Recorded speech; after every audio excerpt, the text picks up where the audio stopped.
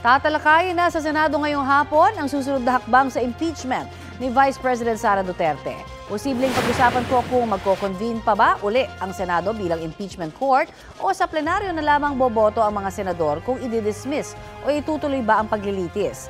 Sa gitna po yan ng nakabimbing apela ng Kamara sa Korte Suprema na baliktarin ang desisyon nitong unconstitutional ang Articles of Impeachment laban kay Vice President Duterte. Si Senador Ronald Bato de la Rosa sinabing hindi na dapat ito pagdebatihan dahil nagdesisyon na anya ang kataas-taasang hukuman.